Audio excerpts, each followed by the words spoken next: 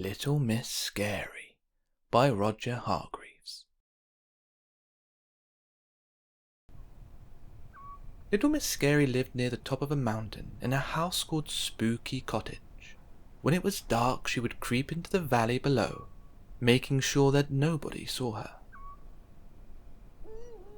And there she would wait very quietly until somebody came along. And when that somebody did, she would tiptoe up behind them, open her mouth wide and shout, "Boo!"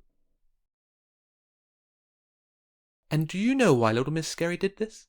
For fun. You see, she loved to scare people more than anything else in the world, and she was very good at it.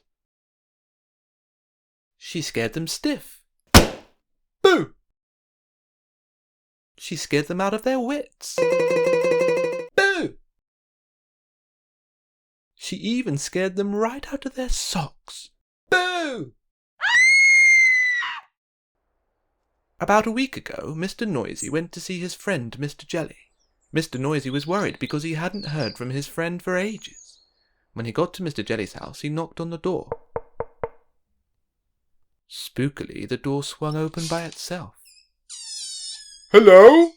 called Mr. Noisy as softly as he could, which for you or me would have been a shout. Then he heard a chattering noise coming from the bedroom.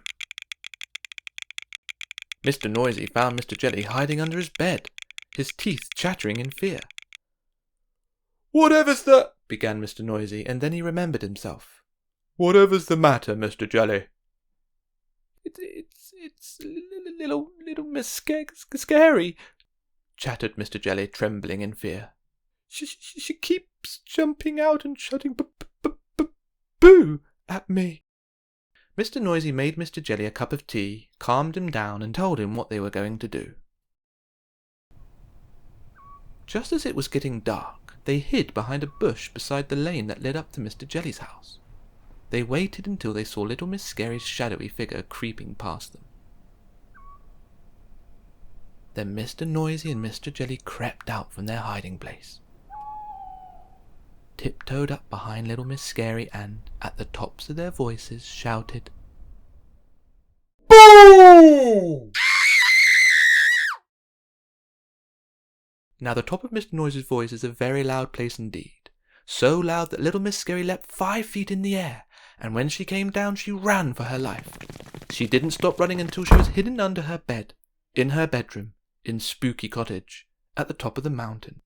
"I don't think we'll be seeing so much of her for a while, Mr. Jelly," chuckled Mr. Noisy.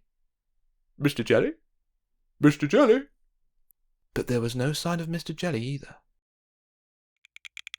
Mr. Noisy chuckled again and walked back to Mr. Jelly's house, to have a look under Mr. Jelly's bed.